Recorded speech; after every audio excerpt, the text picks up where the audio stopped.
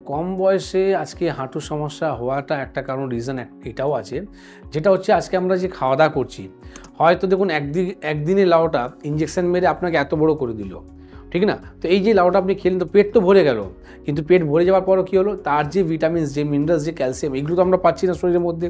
তো ইউরিয়া খাদ দিয়ে যে তৈরি করা জিনিসটা আমরা যে ইনটেক করছি, তো আজকে এটা কারণ আছে, আজকে আমাদের শরীর 100 বছর কিছু হবে না, 100 ইয়ার্স আমরা কিন্তু নিরোগ থাকতে পারি, 100 ইয়ার্স কিন্তু আমরা ভালো থাকতে পারি।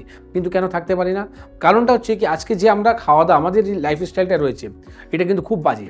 আমরা ইউরিয়া খাদ দিয়ে খাওয়া দাওয়া করছি, আজকে আমরা যে অত্যধিক যে পরিশ্রম করছি, আমরা কাজ করছি, কিন্তু কাজ করার সময় কি হচ্ছে, আমাদের ফুড ইনটেক করতে পারছি না। তো এই কারণের জন্য আজকে অস্টিওআর্থ্রাইটিস হওয়ার সম্ভাবনাটা খুব বেশি আছে। তো আমি একটাই কথা বলবো কি, এইরকম সমস্যা নিয়ে আপনাকে কিছু ভয় পাওয়ার নেই।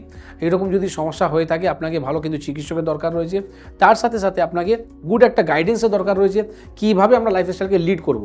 এটা যদি আপনি মেনটেন করেন তো এরকম হাঁটুর সমস্যা কেন, যে কোনো শরীরের মধ্যে ব্যথা হলেও কিন্তু আমরা ভালো থাকতে পারবো উইদাউট এনি পেন কিলার।